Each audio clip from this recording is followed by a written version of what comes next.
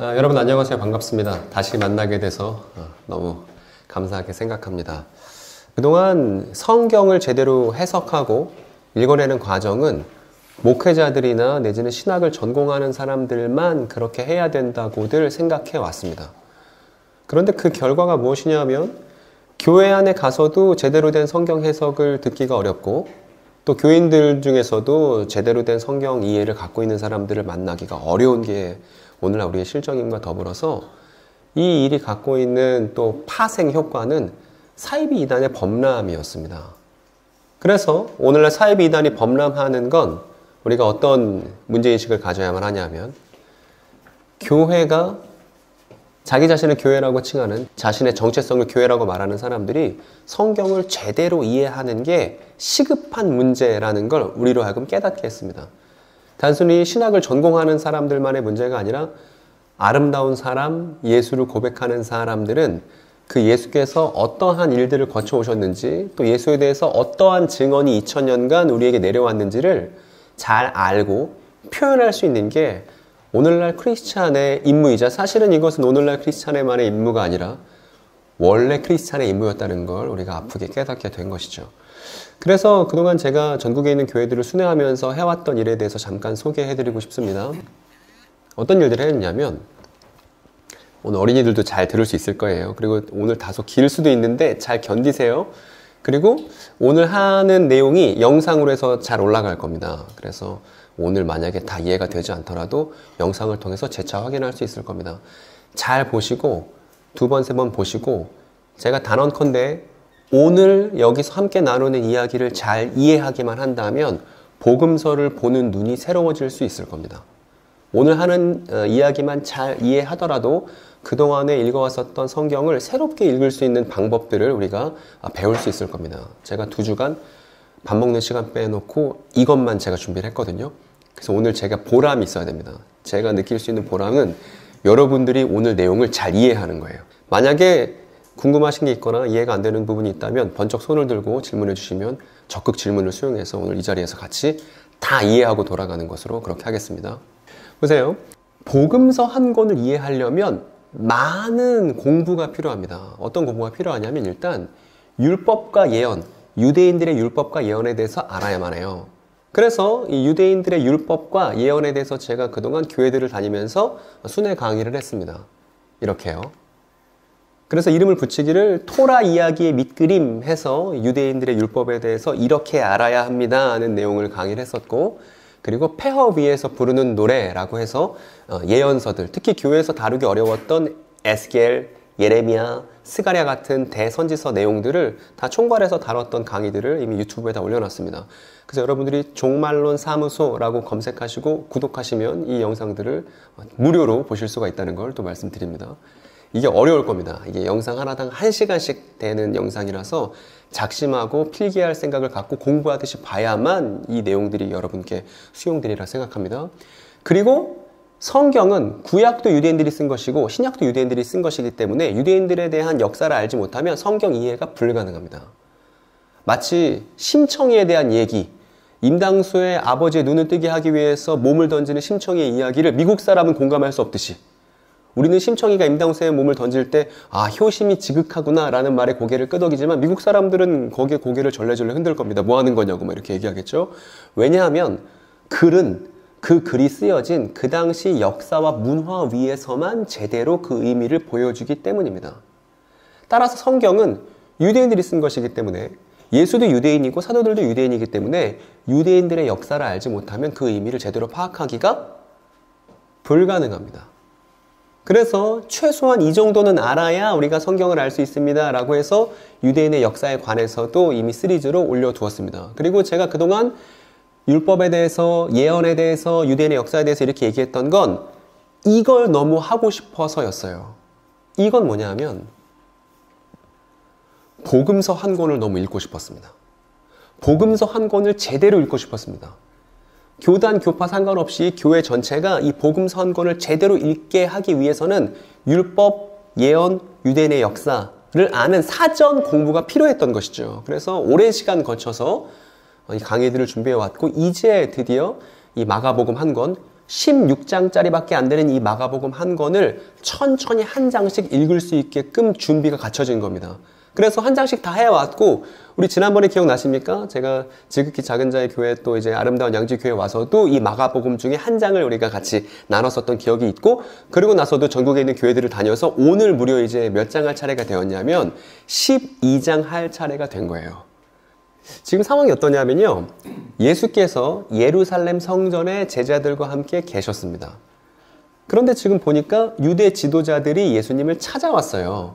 누구냐 하면 저기 머리에 검은 거 쓴 사람들은 바리새인들이고요. 그 머리에 이제 숱이 없는 사람들은 대제사장들이고요. 그리고 저 맨 끝에 있는 사람들은 토라 학자, 율법 학자들입니다.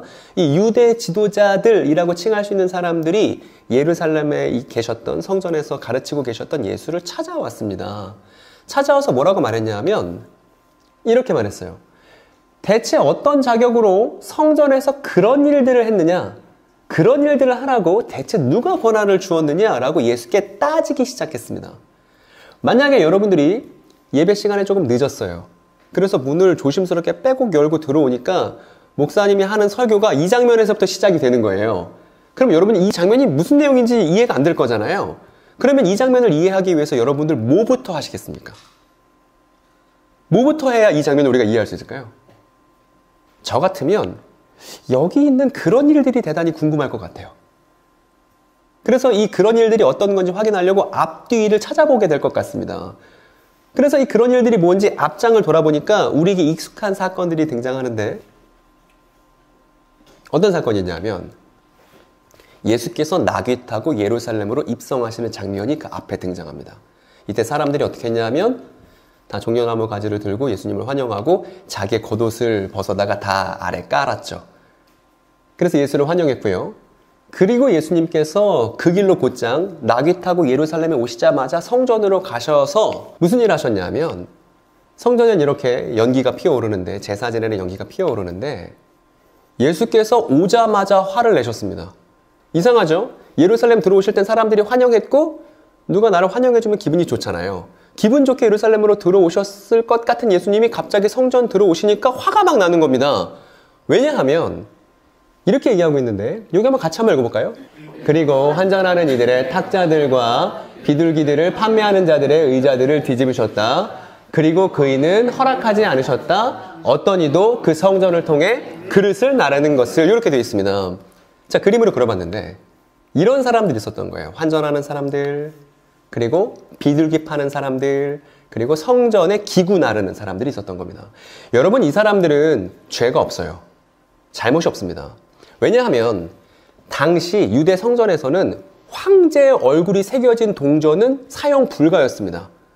십계명 위반이라서요. 황제를 신이라고 숭배하는 사람들이, 그 로마 사람들이 그 황제의 얼굴을 부조로 동전에 새겨뒀기 때문에 이건 우상숭배 동전이라고 해서 안 쓰고 황제의 얼굴이 새겨지지 않은 동전으로 바꿔주는 사람들이 여기 있는 환전상들이에요. 그럼 이 사람들은 우상숭배하지 않으려고 동전을 바꿔주는 사람들이니까 문제가 없죠. 그리고 여기 비둘기 파는 사람들도 문제가 없습니다. 비둘기 파는 사람들은 양이나 소 같은 큰 재물을 살 수 없는 가난한 사람들이 재물을 살 때 비둘기를 사용하라고 준비해준 사람들이니까 이 사람들도 문제가 없고, 그리고 성전에서 사용하는 그릇들을 준비하는 사람들도 잘못이 없죠. 그러니까 이 사람들은 잘못이 없음에도 불구하고 예수님이 오셔서 다 쫓아내신 거예요. 대체 왜? 왜 쫓아내셨는지는 좀 뒤에 얘기하도록 하고, 쫓아내시면 무슨 일이 벌어지냐면요, 저기 예루살렘 성전에서는 저렇게 제사 드리고 연기를 위해 피어오르게 하지 않습니까? 그러면 유대인이라면 누구나 멀리서라도 성전을 보면 연기가 이렇게 피어오르고 있고, 그 연기가 하늘에 계신 하나님과 지상에 있는 이스라엘을 연결하고 있잖아요. 그럼 연기를 보면서 무슨 생각하겠습니까? 아, 역시 우리가 한 분 하나님과 연결된 사람들이야. 우리가 하나님의 백성이고 제사장 나라야 라는 자기 정체성을 확인할 수 있게 하는 연기가 성전에서 계속 피어오르고 있죠. 그런데 예수께서 저렇게 환전하는 사람들이나 내지는 비둘기 파는 사람들이나 내지는 성전에 기구 가지고 들어가는 사람들을 막으시면 일순간 어떻게 되냐면 성전 제사가 중단되겠죠. 중단되고 연기가 끊어지게 됩니다. 여러분, 이건 대단히 충격적인 일이에요. 유대인들에게 말입니다. 왜냐하면 성전 연기가 끊어졌던 일은 유대 역사 속에서 어떤 일이었냐면 바벨론의 침공에 의해서 성전이 다 무너졌었던 그 시절을 상기시키는 일이기 때문에 저렇게 유대 성전에 와서 제사를 중단시키고 연기가 끊어지게 만드는 건 정말 유대인들에게는 사상 초유의 일이 된단 말입니다. 근데 그 일을 예수께서 하신 거예요. 이거는 성전 안에서 벌어지는 어떤 일이 나쁘다가 아니라 저 성전 자체를 금하신 거예요. 이 성전 제사 자체를 허용하지 않으신 겁니다. 대체 왜? 그랬더니 이 예루살렘 지도자들이, 성전 지도자들이 우르르 찾아와서 당연히 묻는 겁니다. 대체 무슨 자격으로, 대체 무슨 권한으로 이 이스라엘의 중심인 성전 제사를 중단시켰는지를 묻는 것이죠. 근데 예수께서 이렇게 말씀하셨습니다. 이것도 멋있는 구절이니까 같이 읽어볼까요? 나의 집은 기도의 집으로 모든 이방인에게 불릴 것이라 기록되지 않았느냐? 그런데 너희들은 이 집을 반란군의 소굴로 만들었다. 여러분, 성경에서 예수님이 거기 기록되지 않았느냐 뭐 이런 말씀하시잖아요. 그러면 그 기록이 어디 출처에 있는지, 그리고 어떤 맥락에서 나온 것인지를 반드시 확인해 봐야 합니다. 그러면 이 말씀도 성경 어둠에 있는 얘기겠죠? 찾아보면, 나나주를 통해서 찾아보면 이사야가 했던 말 중에 있는데요. 이 말씀이에요. 잘 보세요. 충격적인 얘기니까요. 주님을 섬기려고 하는 이방 사람들은 주님의 이름을 사랑하여 주님의 종이 되어라. 그리고 내가 그들을 나의 거룩한 산으로 인도하여, 여러분 성경에서 거룩한 산이라고 하면 다 예루살렘을 말하는 거예요. 예루살렘은 고지대에 있기 때문에. 그들을 나의 거룩한 산으로 인도해서 기도하는 내 집. 또 성경에서 하나님이 내 집 하면 이 내 집은 다 성전을 말하는 겁니다. 즉 누구를 예루살렘에 있는 성전으로 인도할 거냐 하면 주님을 섬기려고 하는 이방 사람들을 예루살렘으로 드리고 예루살렘 성전으로 인도하겠다는 내용인 것이죠. 그 다음도 보니까 안식일을 지켜 더럽히지 않고 나의 언약을 철저히 지키는 이방 사람들을 또 똑같이 거룩한 산으로 인도해서 기도하는 내 집에서 기쁨을 누리게 하겠다고 얘기하고 있습니다.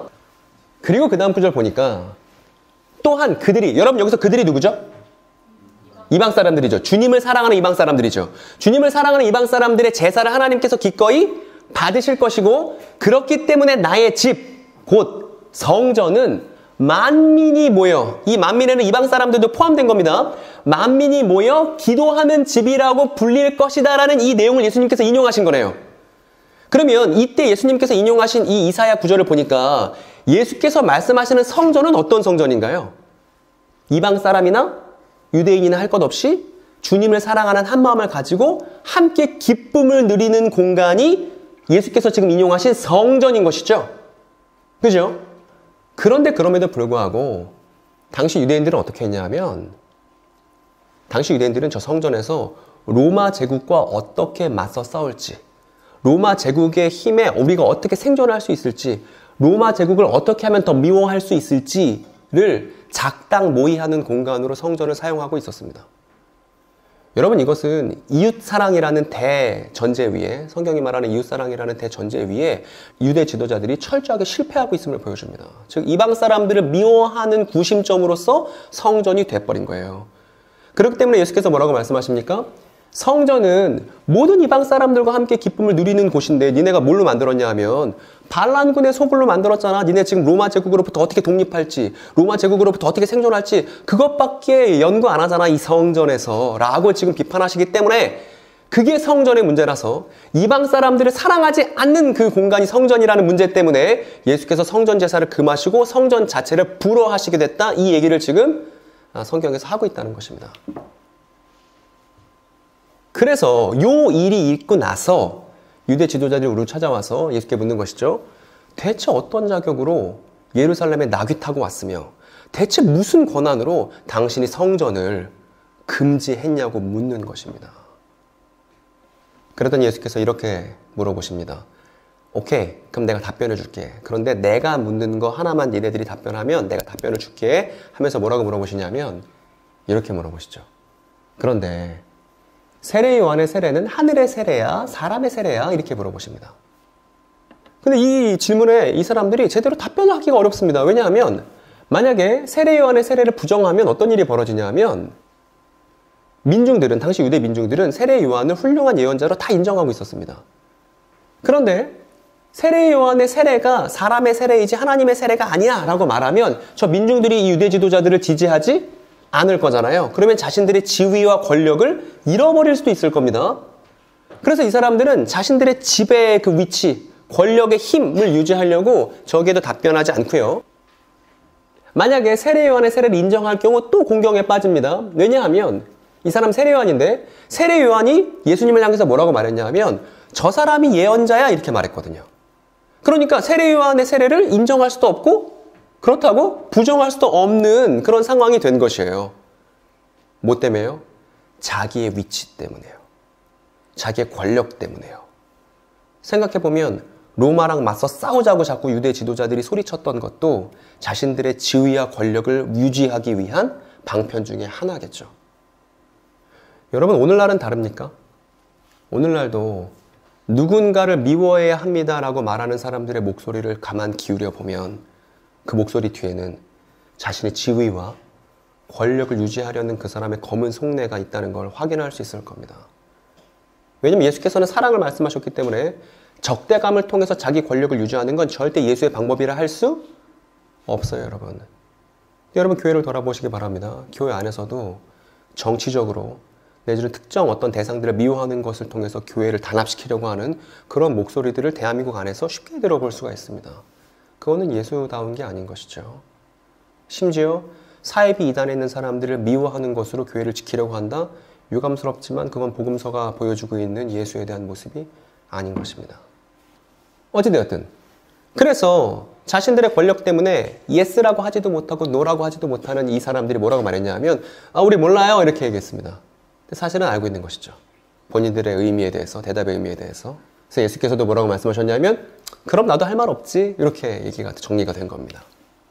이 얘기가 끝나고 나서 지금 여러분들이 보신 이 얘기, 그 예수께서 나귀 타고 들어오셔서 성전제사 중단시키고 그다음 유대 지도자들이 찾아와서 이렇게 논쟁을 했던 게 마가복음 11장 얘기예요. 마가복음 11장 후반부 얘기를 제가 간략하게 요약을 해본 겁니다. 그리고 오늘 본문인 마가복음 12장으로 넘어갑니다. 넘어가면 이 얘기가 나와요, 여러분. 우리 조금 전에 읽지 않았습니까? 이 얘기가 나옵니다. 제가 한번 읽어볼게요. 어떤 사람이 포도원을 경작했다. 그리고 울타리를 두르고 포도주 짜는 것도 파놓고 망대도 건축했다. 그리고 그는 그들을 경작인들로 임명했단다. 라고 하는 예수님의 포도원 비유가 등장합니다. 여러분, 여기서 질문이에요. 질문. 잘 따라하고 계신지 제가 확인하고 싶어서 질문 하나 드리겠습니다. 첫 번째. 아는 사람 손을 번쩍 들고 얘기 좀 해주세요. 첫 번째. 예수께서 지금 이 마가복음 12장에 나오는 포도원 비유를 말씀하신 장소는 어딘가요? 성전이죠. 성전이죠.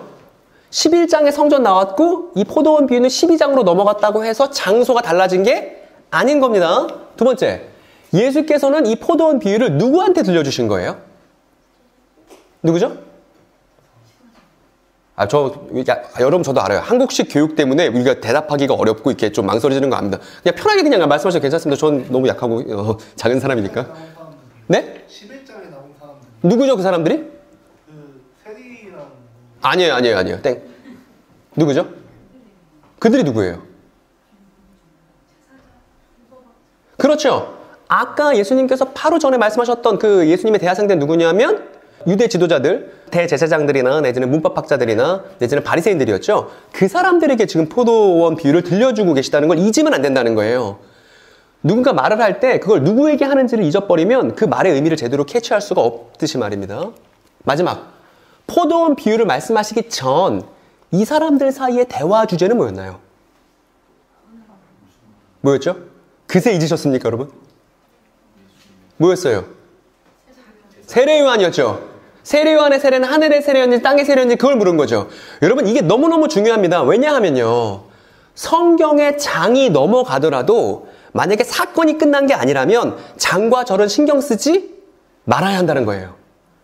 여러분, 우리 큐티할 때 생각해 보십시오. 큐티할 때 장 끝나면 이제 다 읽었네, 내일 읽어야지 이렇게 하잖아요. 그러면 안 된다는 거예요. 장과 절은 나중에 연구 목적으로, 연구할 때 편하게 하려고 내지는 인쇄할 때 용이하게 하려고 붙은 게 장과 절입니다. 애시당초 성경이 처음 쓰일 때는 장과 절을 신경 쓰지 않고 주르륵 쓰인 연속 드라마 같은 거기 때문에 장과 절을 신경 쓰는 한 우리는 그 안에 있는 사건을 제대로 파악할 수 없게 돼버린단 말입니다. 그래서 오늘 우리 본문이 11장 마지막 절과 12장 첫 번째 절인 거예요. 왜냐하면 11장에서 12장으로 넘어가더라도 사건이 끝나지 않았다면 그건 장이 끝난 거지 사실 사건과는 아무런 관련이 없기 때문입니다. 여러분 충분히 이해되셨죠? 그죠? 그러면 이제 상상을 해보고 예수님께서 지금 성전에 계십니다. 그리고 앞에는 유대 지도자들이 있어요. 그리고 이제 그들에게 포도원 비유를 말씀하시는 이 내용을 상상하면서 이 내용을 한번 잘 봐주세요. 방금 읽었었던 그 포도원 비유죠. 유명한 비유입니다. 그래서 이제 포도원 비유를 우리가 이제 하나씩 살펴볼 건데 여러분 이 포도원 비유를 읽는다면 우리가 만약에 유대인이라면 말입니다. 이 포도원 비유를 읽으면 누구 한 사람이 떠오르게 돼 있어요. 아주 유명한 가수 한 명이 떠오르게 돼 있습니다.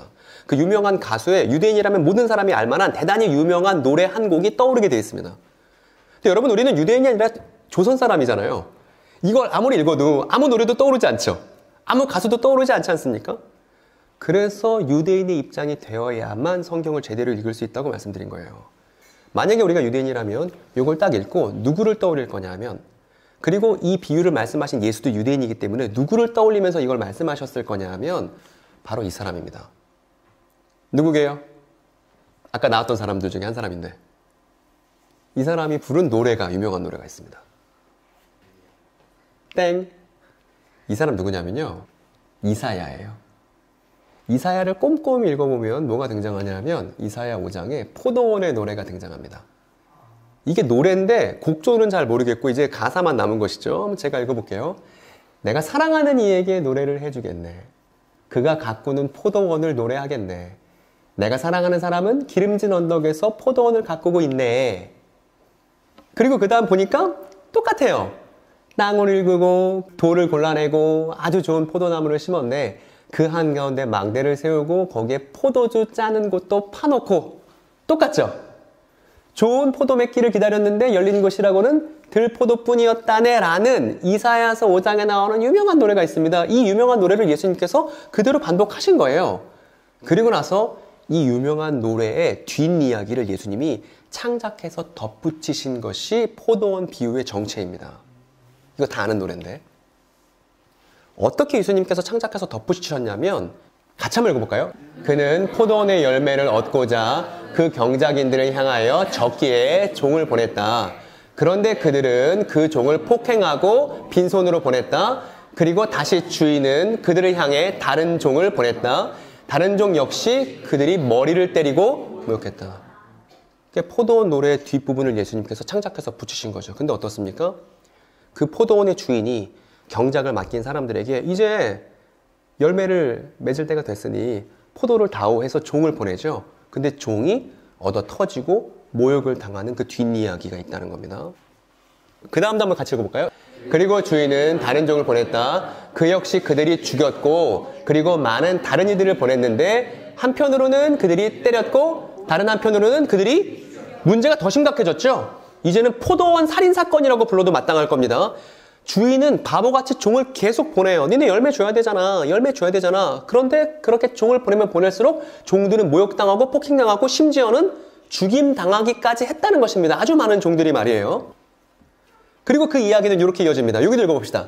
그러나 그는 여전히 하나를 가지고 있었다. 사랑받는 아들. 그는 그를 마지막 종인 그를 그들을 향해 보내며 말하길 그들이 나의 이 아들에겐 자신의 사랑받는 아들을 마지막 종으로서 그 살인범들인 경작인들에게 보냈다는 것이죠. 그 바보 같은 주인이 말입니다. 이 주인 되게 바보 같아요. 마치 자기가 죽지도 않았는데 자기의 유산을 다 달라고 하는 둘째 아들에게 자기 재산을 싹 다 팔아주는 아버지처럼 아주 바보 같은 사랑밖에 모르는 이상한 아버지입니다. 그런데 그 아버지는 종들이 다 살해당하고 얻어터지는 상황 속에서도 자신의 아들을 마지막 종으로서 마지막 종입니다, 여러분. 마지막 종이에요. 그러니까 누구도 이 마지막 종 이후에는 또 이런 식으로 온다고 말하는 사람들은 다 가짜인 겁니다. 그 아들이 마지막 종이기 때문에 마지막 종을 보냈습니다. 그랬더니 한술 더 떠서 점입가경입니다. 그 경작인들이 어떻게 했죠? 여기 읽어봅시다. 그런데 바로 저 경작인들은 서로를 향하여 말하길 그 사람이 그 상속인이다. 가자, 우리가 그를 죽이자. 그러면 그 상속물은 우리의 것이리라. 그리고 그들은 그를 죽여왔고 그 포도원 밖으로 던져버렸다. 여러분, 얘기가 끔찍하게 됐습니다. 그 포도원의 진짜 주인이 저 아들이다. 그러니까 저 아들을 우리가 죽여버리고 이 포도원의 주인이 되자라고 경작인들이 결심했고 이 끔찍한 결심을 실행으로 옮겼다는 거예요. 그리고 이제 예수님이 자신의 이 창작 이야기 비유를 마무리하십니다. 이렇게요. 이것도 읽읍시다. 그 포도원의 주인이 어찌해야 할까? 그는 올 것이고 그 경작인들을 멸망시킬 것이다. 그리고 그 포도원을 다른 이들에게 줄 것이다. 이게 마땅하지 않냐? 그리고 나서 여기가 어렵습니다. 여기도 한번 읽어볼까요? 너희는 바로 이 기록을 읽어보지 못했느냐? 건축하는 이들이 건축해서 제외시킨 돌, 그것이 모서리의 머리로 일으켜졌다. 주님 곁에 선 이것이 이루어졌고 우리의 두 눈에는 놀라움이다. 라는 거 니네 읽어봤지? 이렇게 얘기했다고요. 이게 예수께서 11장에서 이제 상황이 벌어지고 12장으로 넘어가서 말씀하셨던 포도원 비유의 전체 본문입니다. 여러분, 근데 기억나실지 모르겠습니다. 제가 지난번에 아름다운 양지교회 지극히 작은 자의 교회에 와서 그 수련회 때 강의했던 내용 중에 똑같은 내용을 제가 갖고 왔는데 기억나시는지 한번 머릿속으로 한번 되짚어 보세요. 성경의 비유는, 복음서의 비유들이 나오는데 복음서의 비유는 한국식 비유법이 아니라는 말씀을 제가 일전에 드린 바 있습니다. 여러분 기억나십니까? 기억나십니까? 근데 제가 무슨 얘기했냐면 이 비유라는 말이 원문으로는 히브리어로는 마샬이라고 하고 히라버어는 파라볼레라고 하는데 여러분 이런 원문 정도를 기억할 필요는 없습니다. 뜻만 알면 그만이니까요. 이 마샬이나 파라볼레는 속담으로 번역할 수도 있고 격언으로 번역할 수도 있고 비유로 번역할 수도 있고 창작 이야기로 번역할 수 있죠. 여러 가지로 번역할 수 있습니다. 그런데 이런 다양한 번역어들을 다 기억하기 어렵고요. 뭐만 기억하면 되냐 하면 성경의 비유는 두 가지 이야기가 흘러가는 것이라고 기억하면 제가 된다고 말씀드렸죠. 이렇게 얘기했습니다. 성경에서 말하는 비유, 특히 복음서에서 말하는 비유는 두 가지 이야기가 흘러가는 거예요. 그래서 표면적인 이야기가 흘러가고 있다면 그 밑에는 진짜 하고 싶은 이야기가 흘러가는 이 두 가지 이야기가 흘러가는 것을 복음서에서 뭐라고 그러냐면 비유라고 한다고요. 그러니까 우리가 복음서를 읽을 때 비유 그러면 표면적인 이야기와 진짜 하고 싶은 이야기 두 이야기를 발견해야 비유를 제대로 이해해야 하는 것입니다. 그래서 예수님께서 지금 성전에서 유대 지도자들에게 포도원 비유, 포도원 살인사건 비유를 말씀해 주셨습니다. 이 내용은 표면적으로는 포도원에서 벌어진 그 경작인들의 살인사건 이야기이면서도 그 이면에는 진짜 하고 싶은 또 다른 이야기가 흘러가고 있겠죠. 그거를 발견해야 이 본문을 제대로 읽은 것이죠. 그리고 이걸 제대로 이해하는 건 교회에게 너무나 중요한 일입니다. 왜냐하면 이 할아버지 때문이죠. 이 할아버지는 40년간 신천지라는 사이비 이단을 운영하면서 뭐라고 사람들에게, 우리의 이웃들에게 가르쳐 왔냐 하면 우리의 이웃들이죠. 신천지 교인 돼서 지금 너무 행복하다고 생각하지만 사실은 거짓 행복이고 곧 끝날 행복인데 뭐라고 말해왔냐면 이렇게 말해왔습니다. 복음서에서 말하는 비유는, 성경에서 말하는 비유는 하나님 나라의 비밀을 감추기 위해 암호처럼 주신 거야 라고 40년 동안 가르쳐왔어요. 그리고 저 말에 속아서 우리의 사랑하는 교우들이 많이 신천지로 갔습니다. 그리고 많이 그렇게 신천지로 간 걸 이유를 우리가 한번 추적해보면 교회에서 비유에 대한 제대로 된 의미와 해석을 가르쳐주지 않았기 때문에 벌어진 일이기도 해요. 그래서 이만희 씨는 이렇게도 주장합니다. 그래서 성경은 비유로, 암호로 쓰여졌기 때문에 이 암호를 해독하려면, 이 비유를 제대로 해석하려면 누가 필요하냐 하면 나 같은 사람이 필요해. 하나님이 임명해 주신 독보적인 나 같은 사람이 필요해. 내가 약속의 목자야. 이렇게 주장을 해왔다고요. 40년간 말입니다. 그랬더니 이 주장에 우리의 이웃들이 또는 교우들이 그렇구나, 저게 맞구나 해서 저 말에 동의한 사람들이 지금 누구예요? 신천지 교인들이더라고요. 그러니까 이 사람들은 지금 사이비 이단에 몸담고 있는 사람들은 사이비 이단 피해자임과 더불어서 한국교회 피해자들입니다, 여러분. 한국교회에서 제대로 된 교회 교육을 받지 못했기 때문에 신천지로 갈 수밖에 없었던 두 번 아픔을 겪은 사람들로 보인다는 거예요, 여러분. 그러니까 지금이라도 교회가 그들에 대한 적대감을 걷고 그들에게 어떻게 제대로 된 성경 이해를 갖추게 할지를 준비해야 그게 예수님 스타일이죠. 어쨌든 여러분 생각해 보십시오. 예수께서 저 적대자들에게 포도원 비유를 말씀하셨습니다. 만약에 이만희 씨 주장대로라면 이만희 씨는 비유는 암호고 적대자들에게 하나님 나라의 비밀을 감추기 위해 쓴 게 비유이기 때문에 이 예수님의 적대자들이 예수님의 비유를 알아먹지 못했어야 마땅합니다. 여러분 지금 제 말 이해되십니까? 다시요. 예수님께서 비유를 말씀하셨는데 이만희 씨의 주장대로라면 비유는 암호라서 예수께 반대하는 사람들은 그 비유를 깨닫지 못해야 마땅하다고요. 이만희 씨의 가르침대로라면 말입니다. 그런데 막상 마가복음 12장을 찬찬히 들여다보니까 어떻게 쓰여 있냐 하면 여기만 같이 읽어볼까요? 그들은 예수를 붙잡으려고 하면서도 군중을 두려워하고 있었다. 왜냐하면 예수께서 자신들을 향해 이 비유를 말하셨다는 것을 뭐예요? 어머 깨달았네. 어머 깨달았네. 그러니까 제가 너무 답답한 거예요. 뭐냐면 신천지에 대해서 말들은 많이 하고 이단 사역에 대해서 말들은 많이 하지만 정작 이단 사역의 문제를 해결할 수 있는 방법이 어디에 있었냐면 우리가 늘상 갖고 다니는 그 책에 있었습니다. 그냥 꼼꼼히 읽어보니까 이만희 씨의 허술한 논리들이 와르르 무너져요. 근데 그럼에도 불구하고 이 이단 문제 때문에 교회가 전전긍긍했다면 원인은 하나예요. 복음서 한 권을 제대로 꼼꼼하게 읽어본 경험이 목회자도 성도도 없는 거예요. 너무 유감입니다, 여러분.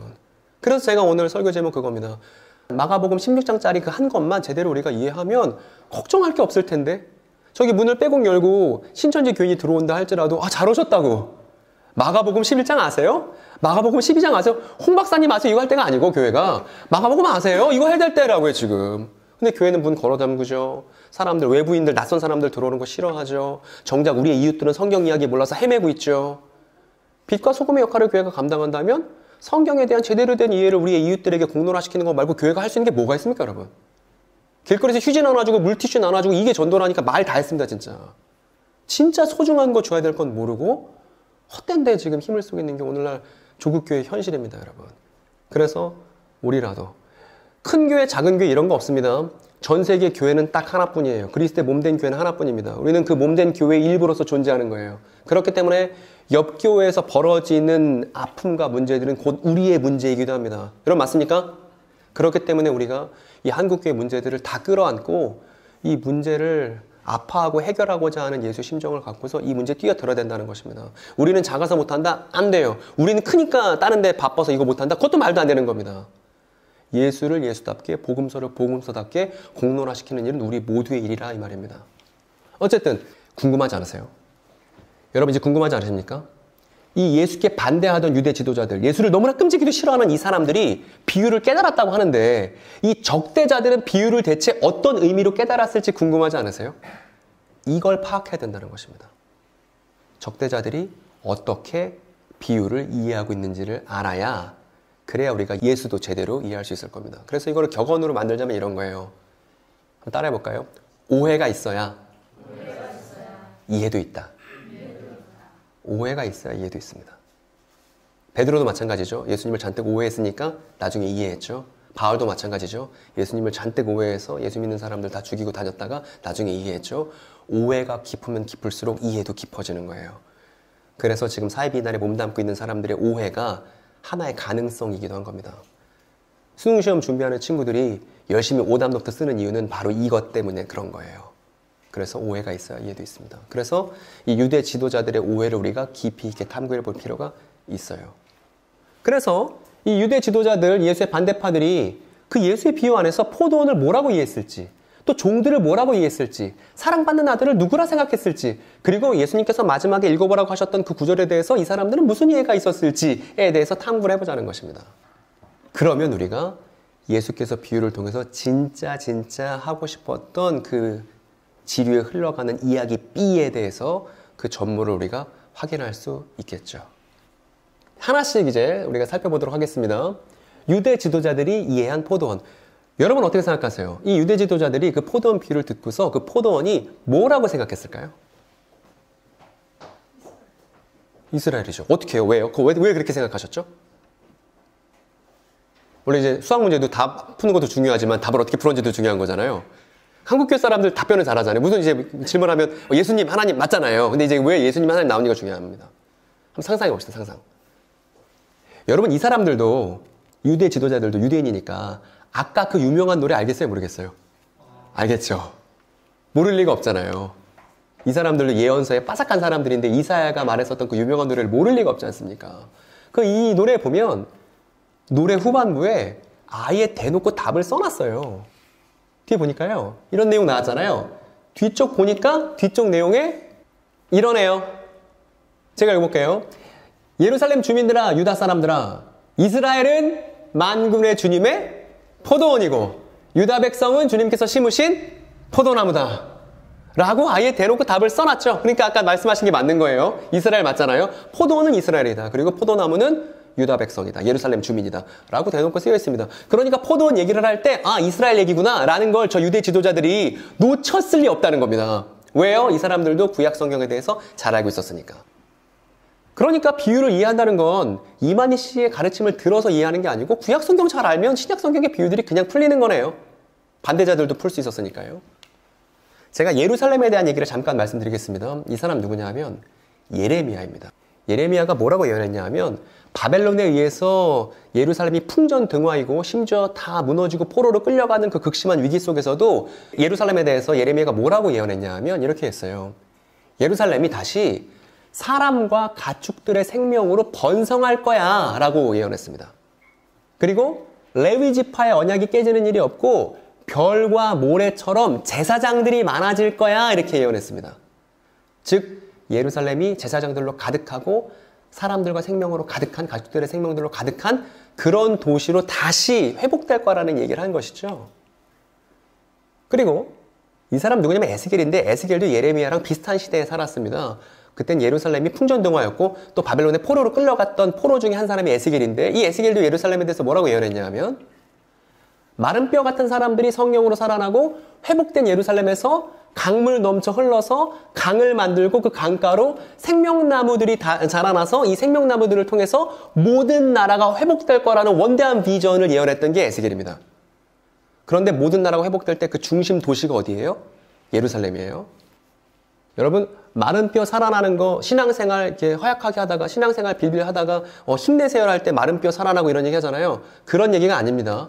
배에서 생수의 강이 넘치고 뭐 이런 얘기도 우리가 활기 있게 신앙생활하자 뭐 이런 얘기할 때 얘기하잖아요. 그런 얘기가 아닙니다. 다 예루살렘 회복에 대한 예언의 부분들이 저 마른 뼈 얘기이기도 하고 저 강물이 넘쳐 흐르는 얘기이기도 한 겁니다. 그리고 이 사람 스가랴인데요. 스가랴도 뭐라고 했냐면 나귀 타고 하나님의 종이 예루살렘으로 올 건데 그 사람이 유다 지파에서 나타난 왕이야. 그 사람이 이스라엘을 구원하고 이방 나라를 심판하며 다윗 집과 예루살렘에 은혜와 기도하는 숨결을 부어주고 죄를 씻기는 셈이 터질 거야 라고 또 예루살렘에 대해서 대단히 좋은 저 예루살렘을 통해서 모든 나라가 회복될 거라는 그런 예언을 스가랴도 했고요.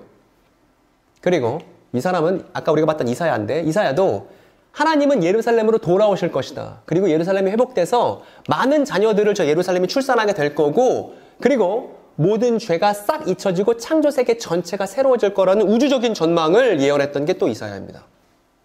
그리고 마지막으로 이 사람을 빼놓을 수 없죠. 다니엘인데요. 다니엘은 뭐라고 그랬냐면 구름 타고 왕위에 오르시는 인자의 나라가 영원할 거다. 저 인자의 나라가 이스라엘이죠. 예루살렘이죠.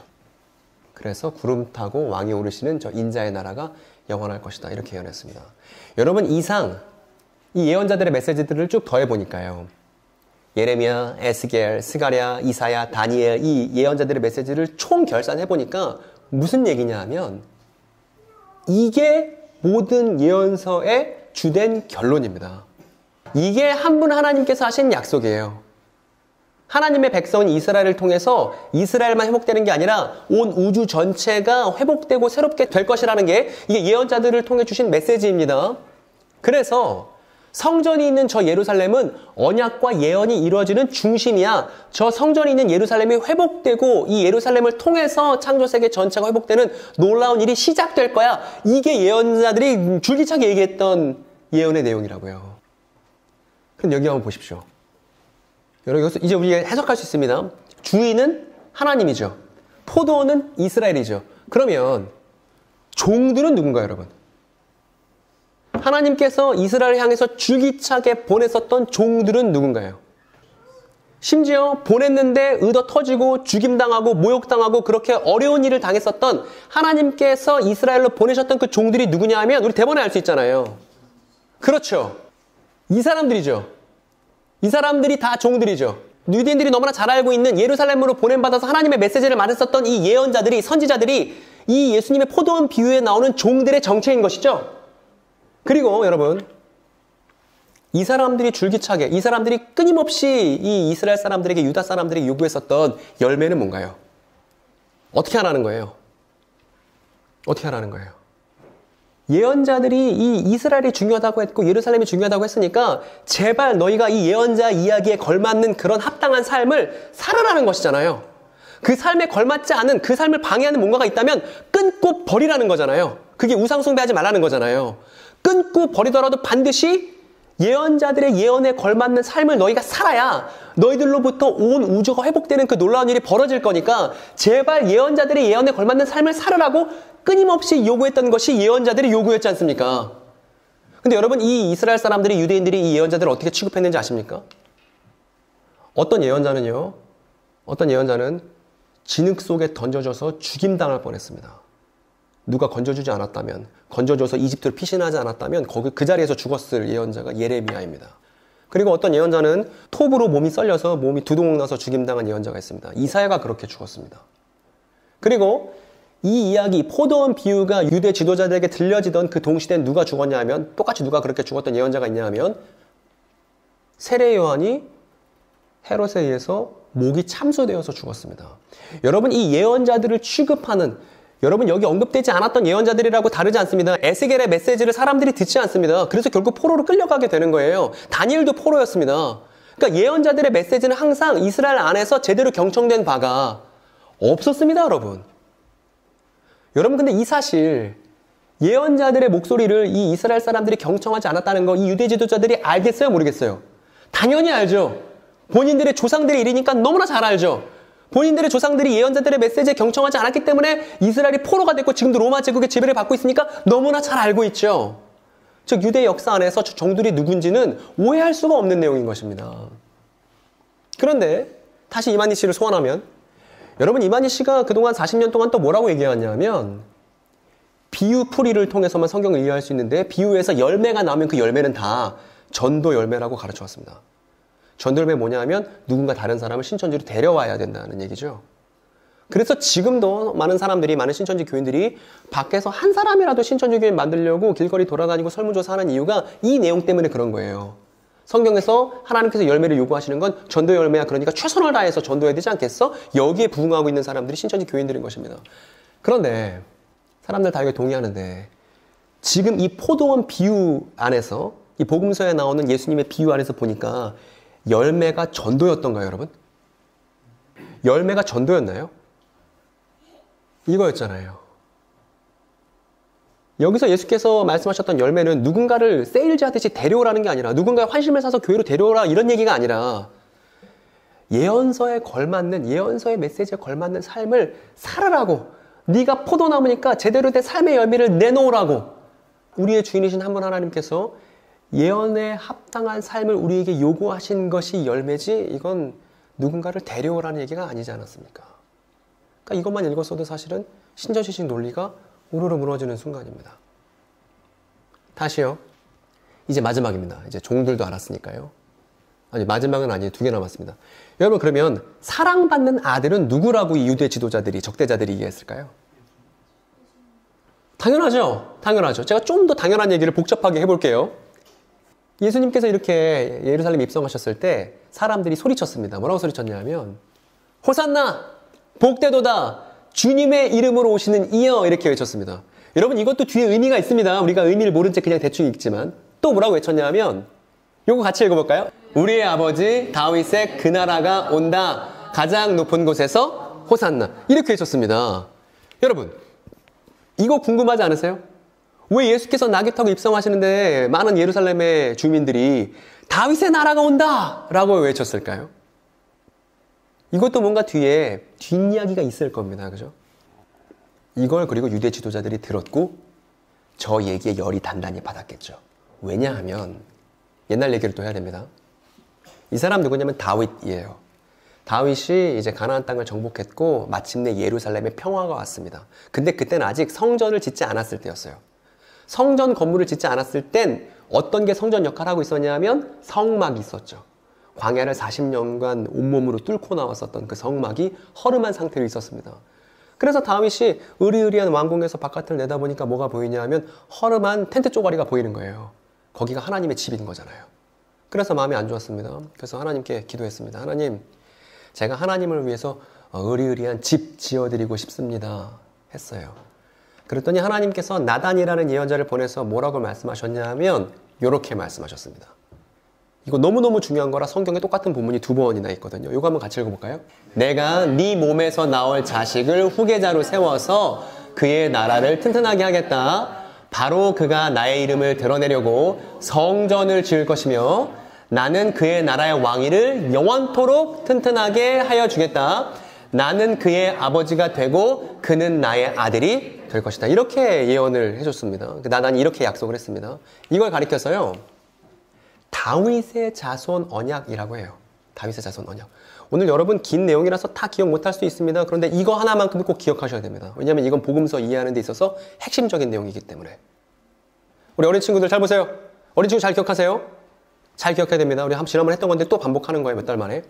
다윗의 자손에 관련된 언약을 주셨습니다. 다윗, 너는 성전 못 지어. 대신 너의 자손이 지을 건데 너의 자손이 뭘 할 거냐 하면 첫 번째, 같이 읽으시겠어요? 그가 나라를 영원히, 그 다윗의 자손이 나라를 영원히 튼튼하게 할 거야. 첫 번째. 두 번째는요? 그가 네가 못 지어. 다윗의 자손이 성전을 지을 거야. 세 번째 뭐예요? 그렇죠. 그 다윗의 자손을 부르는 또 다른 명칭이 하나님의 아들이야. 그러니까 성경에서 하나님의 아들이란 말이 나오면 그냥 하나님의 아들내미인가 보다, 부자재가 아닌가 보다, 이 정도 의미가 아니고요. 성경에서 하나님의 아들이라는 그런 내용이 나오면 그 얘기는 이 다윗의 자손이라는 표현이라고요. 다시 정리해 보겠습니다. 첫 번째 뭐였죠? 이 다윗의 자손이 뭐 해준다고요? 나라를 영원히 튼튼하게 해준다는 것입니다. 두 번째는요? 뭐죠? 두 번째는 다윗의 자손이 뭐 하죠? 성전을 짓죠. 여러분, 솔로몬은 다윗의 자손이 본인인 줄 알았어요. 그래서 성전을 지은 겁니다. 이 약속대로. 그런데 솔로몬이 지은 성전은 어떻게 됐죠? 무너졌죠. 그러니까 솔로몬은 여기서 예언되었었던 다윗의 자손이 아니고 뒤에 사람을 기다렸어야 됐죠. 그죠? 그리고 뒤에 사람이 짓는 성전은 무너지지 말아야 되고 그 나라는 영원불멸해야 되잖아요. 그리고 마지막, 이 다윗의 자손을 또 뭐라 불러요? 하나님의 아들. 그렇습니다. 그러면 요거 모르는 유대인들 없는데, 심지어 귀신 들린 사람들도 이 얘기를 다 아는데, 사람들이 우리의 아버지 다윗의 그 나라가 온다라고 나귀 타고 오시는 예수께 소리쳤다는 건 예수를 지금 누구로 이해하고 있다는 거예요? 그렇죠. 저 예수가 다윗의 자손이구나. 저 예수가 예루살렘으로 오면 이 나라를 영원히 튼튼하게 해주고 성전에 대한 책임이 저 사람에게 있으며 저 사람은 우리가 뭐로 불러도 된다? 하나님의 아들이라 불러도 되는 사람이구나. 이렇게 생각했다는 겁니다. 유대 민중이.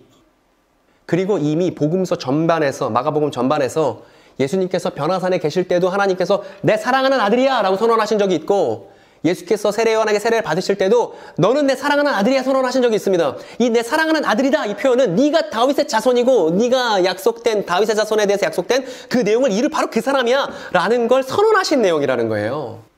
그리고 이 내용을 유대 지도자들도 다 들어서 보고받아서 알고 있고, 심지어 민중이 그렇게 소리치는 내용을 예루살렘 안에서 듣고 있었겠죠. 그런데 그럼에도 불구하고 저 유대 지도자들이 예수를 거절했던 이유는 추정컨대 이렇게 생각했겠죠.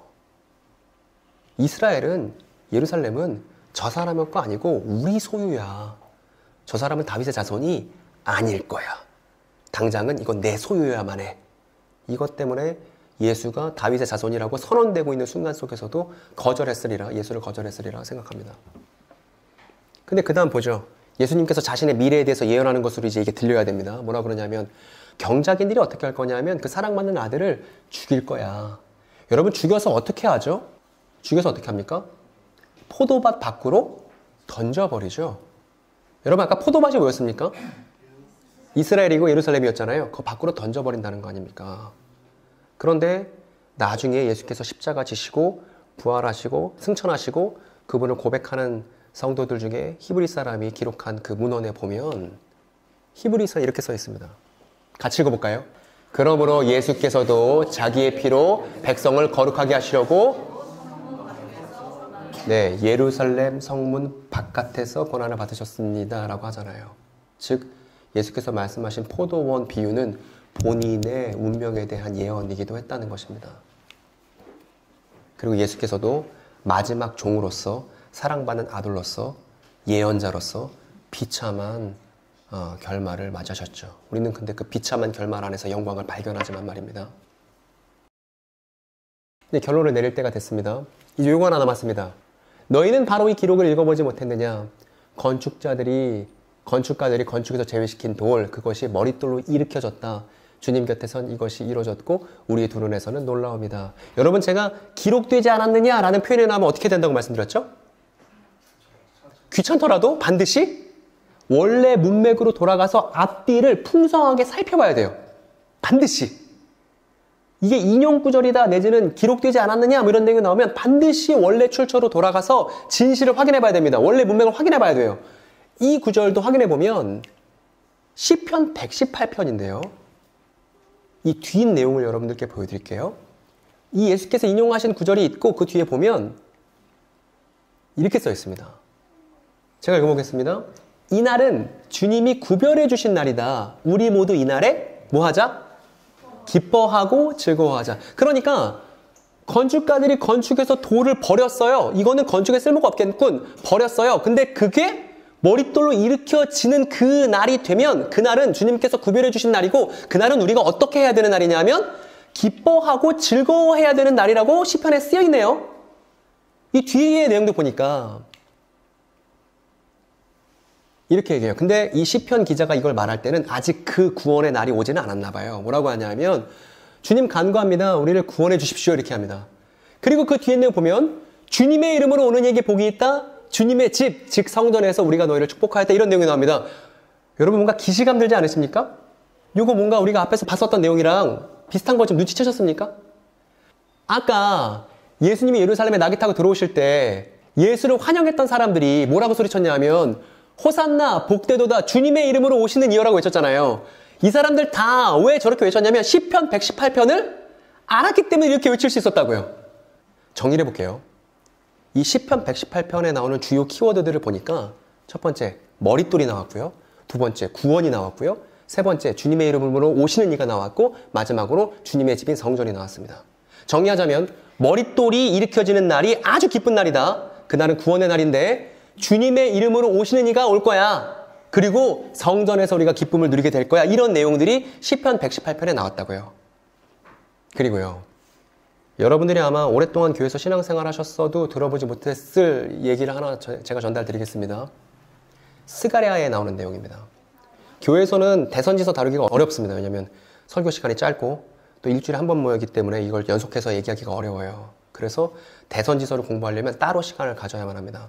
스가랴 내용에 보면 어떤 내용이 있냐면 주님의 천사가 와서 스가랴에게 이런저런 내용을 말해줘요. 뭐라고 말해주냐면 일단은 제사장 직분은 앞으로 나타날 일의 표이고 징조인데 누가 등장할 거냐면 새싹이라 부르는 나의 종을 보낼 거야 라고 하나님께서 이 사자를 통해서 말씀하십니다.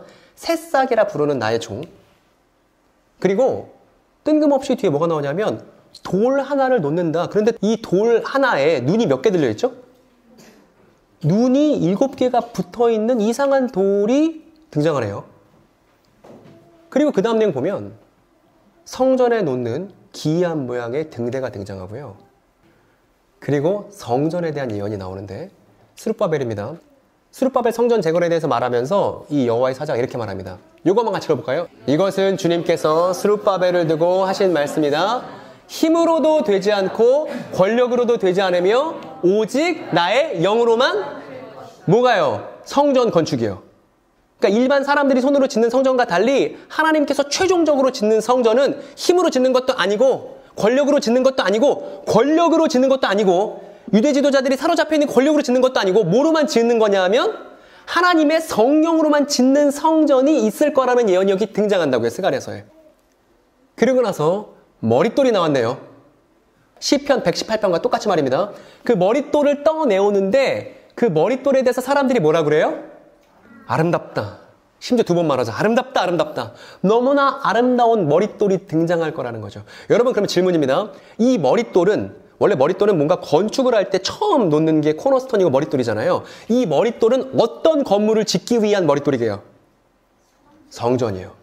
그것도 그 성전은 힘으로도 짓는 거 아니고 권력으로 짓는 것도 아니고 하나님의 성령으로만 건축한다는 그 성전의 최초 머릿돌이 저기 등장하는 스가랴서가 예언하고 있는 머릿돌인 것이죠. 아름다운 머릿돌 말입니다.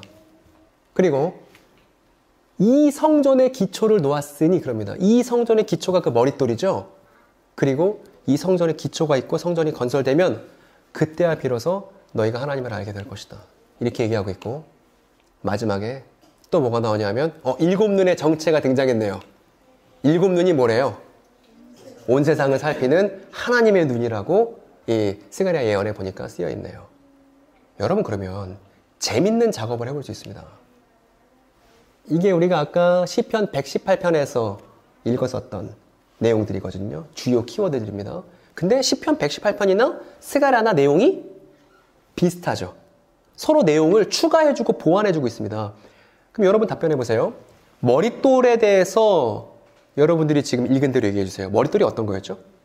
일단 머릿돌에 눈이 몇 개 달렸습니까? 그 7개는 누구의 눈이었죠? 온 세상을 살피는 주님의 눈이었죠. 그리고 사람들이 저 머릿돌에 대해서 뭐라고 경탄을 해요? 아름답다, 아름답다. 그러니까 주님의 7눈을 가진 그리고 사람들이 아름답다, 아름답다 하는 그 머릿돌이 있다는 거죠. 근데 우리가 아까 읽었을 때, 시편 읽었을 때 그 머릿돌이 일으켜지면 그날은 주님이 구별해 주신 날이고 기뻐하는 날이라고 그랬잖아요. 일으켜지다는요. 우리가 갖고 있는 성경에서 뭐라고 번역하냐 하면 부활하다라고 번역합니다. 다시 부, 살, 활 해서 그렇게 번역하지만 원래 원문에 보면요. 부활은 일으켜지다예요. 그래서 마치 딸이 자고 있는데 아침이 됐죠. 아침에 엄마가 딸한테 얘기하잖아요. 딸아, 일어나라. 아람어로 하면 달리다굼. 이게 부활의 원문이라고요. 그러면 머릿돌이 부활하는 그날이 주님께서 구별해 주신 구원의 날인 것이죠. 또요. 주님의 이름으로 오시는 이에 대한 또 다른 표현들이 있었습니다. 어떤 표현들이 있었죠? 아까 스가랴에서 어떤 이름이라 불렸죠? 새싹 기억나십니까? 새싹이라 불리는 주님의 이름으로 오시는 이가 있고 그리고 성전은 힘으로도 지을 수 없고 권력으로도 지을 수 없고 뭐로만 짓는다고요? 하나님의 성령으로만 짓는다고요. 지금 스가랴 예언과 시편 118편을 겹쳐서 보니까 이런 내용입니다. 여러분 지금 이 내용에 대해서 아시겠죠? 우린 이미 중요한 역사적 사건을 지나서 이 자리까지 왔으니까요. 이게 무슨 얘기인지 아시겠죠? 지금 예언들이 이걸 얘기하고 있다고요. 아마도 예수님을 환영했던 유대인들이나 유대 지도자들은 이런 내용의 전모에 대해서는 밝게 알지는 못했을 것입니다. 그러나 예수께서 뭔가를 하실 거라는 것, 자신들이 이 일의 주인공이 아니고 예수께서 내가 주인공이라고 말씀하신다는 뉘앙스 정도는 충분히 파악할 수 있었을 거예요. 이 내용이 그 내용입니다. 7눈 달린 영으로만 지어지는 하나님의 성전의 머릿돌로 부활하신 분이 누구냐면 바로 우리가 사랑하는 그리스도 예수인 거예요. 그래서 우리가 그분의 사역을 보고 아름답다라고 경탄하지 않습니까? 그리고 그분이 머릿돌로 일으키셨기 때문에 마침내 영으로만 지어지는 성전이 되어가는 사람들이 누구예요? 우리 옆에 있는 성도들 보고 같이 인사할까요? 바로 당신입니다라고 빨리 얘기하세요. 어이가 없을 정도입니다. 이 오래된 언약과 예언들의 정체가 결론이 우리라는 사실이 어이가 없을 지경입니다. 그만큼 우리 자신에 대해서 얘기해주는 이 성경 이야기가 깊고 넓어요. 이걸 면밀하게 잘 아는 것이 오늘날 청소년들 그럽니다. 자기가 누군지 모르겠대요. 자기 자아 정체성을 모르겠대요. 왜냐하면 너의 자아 정체성은 우리의 공동체적 정체성은 오래된 언약과 예언 이야기에 쓰여 있거든. 그걸 읽지 않으면 어른이 되더라도 자기 자신이 누군지 모르고 힘들 때마다 헛헛한 마음이 드는 건 자기 자신에 대해서 설명해주는, 우리가 누군지 설명해주는 이 오래되고 깊은 하나님의 얘기에 대해서 우리가 들여다본 적이 없기 때문에, 제대로 된 정보 전달을 경험해본 적이 없기 때문에 그런 거거든. 이랑 우리가 얘기해줘야 된다는 말입니다. 누구로서? 먼저 성전으로 참여한 사람들로서 말이에요. 그래서 이 내용은 이런 거예요. 버려진 하나님의 아들에 의해 성전 재건이 시작된다. 우리가 아까 찬양하지 않았습니까? 아까 에벤에셀 했죠? 여러분 에벤에셀이 무슨 뜻입니까? 에벤에셀. 에벤에셀에서 에벤은요, 기억하세요? 교회에서 너무 답답한 건 뜻을 모르고 찬양 부르는 게 너무나 많아요. 그 찬양 가사가 뒤에 어떤 성경 내용인지 모르고 부르는 게 너무나 많습니다. 에벤에셀은 무슨 뜻이냐면 에벤은 돌이에요. 돌. 에벤 돌. 에셀은 도움입니다. 그럼 에벤에셀 뭐예요? 돕는 돌이라는 뜻이죠. 근데 이걸 말씀드리는 이유는 뭐냐면 에벤은 돌이잖아요. 근데 그냥 벤 그리면 뭔지 아세요? 히브리어로? 아들이에요. 그래서 돌과 아들은 바뀌어 쓸 수 있는 말이에요. 그럼 여기서 머릿 돌이라고 했잖아요. 머릿 에벤이죠. 그런데 돌은 아들로 바꿔 쓸 수 있죠. 그럼 이 머릿돌은 하나님의 아들로 바꿨어도 발음상 똑같다고요. 히브리어로는. 그렇기 때문에 돌은 아들인 거예요. 이 아들 누굽니까? 이 다윗의 자손 누굽니까? 부활하는, 특히 요한계시록에서 그러죠. 예수님은 죽임당한 어린 양인데 눈이 몇 개예요? 요한계시록을 말하는 7개죠. 이 예언들 때문에. 그래서 그 다음 내용이 이렇습니다. 포도원의 주인이 어떻게 해야 될까? 그 경작인들 멸망시키는 게 맞겠지? 다른 사람들 주는 게 맞겠지? 그래서 예수께서 이 비유를 말씀하신 다음 30년이 지나니까 무슨 일이 벌어져요? 예루살렘이 로마에 의해서, 유대 지도자들이 그렇게 미워하고 그렇게 그들을 피해서 생존하길 원했던 그 로마에 의해서 예루살렘이 멸망하게 됩니다. 그리고 예루살렘의 정체성은, 이스라엘의 정체성은 다른 사람들에게 허용되고 열리기 시작하죠. 여기서 말하는 포도밭을 얻은 다른 사람들이 누구예요? 여러분이에요. 조선 사람에도 불구하고, 이방인임에도 불구하고 유대 지도자들이 그 귀한 자격을 버렸기 때문에 그 일을 통해서 마침내 예루살렘에 가담하고 참여할 수 있는 그 기회를 얻은 이방인인 우리가 여기서 말하는 다른 이들입니다. 그러니까 이 얘기는 오래된 이야기인가 더불어서 우리 자신에 대한 이야기이기도 한 거예요. 그래서 이제 오늘 이야기를 마무리할 때가 됐습니다.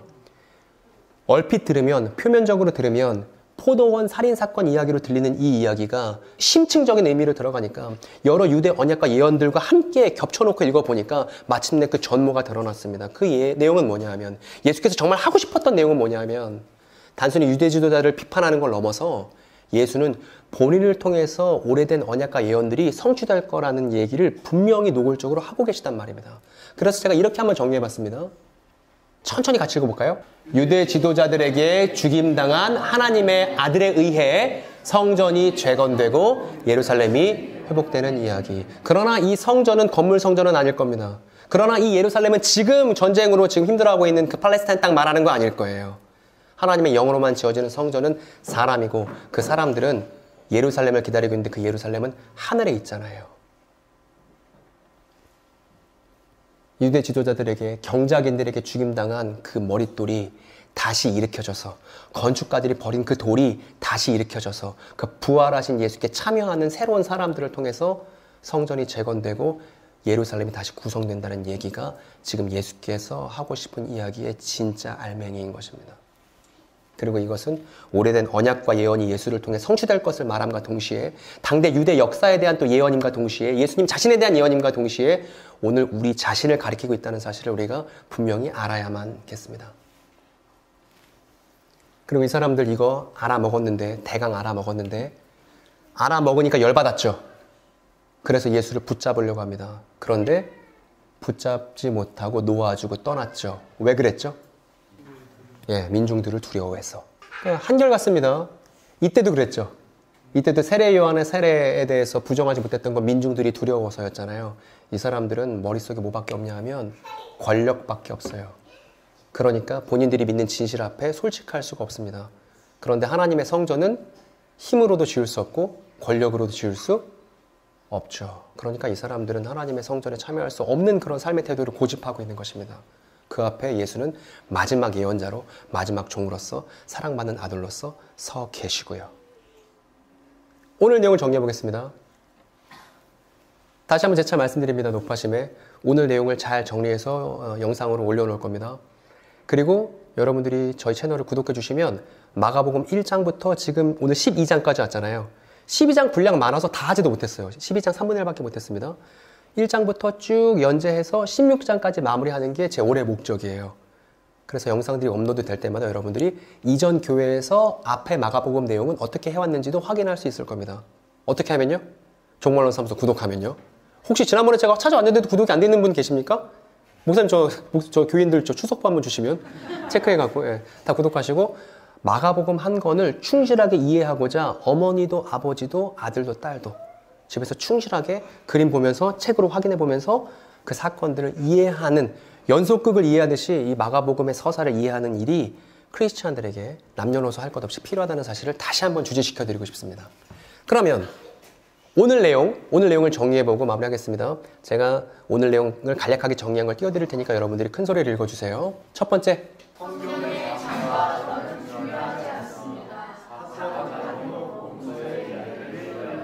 네, 그래서 11장 끝나고 12장으로 넘어가더라도 아직 사건이 안 끝났구나 쭉 따라서 읽어야 한다는 것이죠. 이 사실이 너무 중요합니다. 장과절에 얽매이지 마시고 또 그리고 교회에서 연말에 약속의 말씀 이런 거 뽑지 마세요.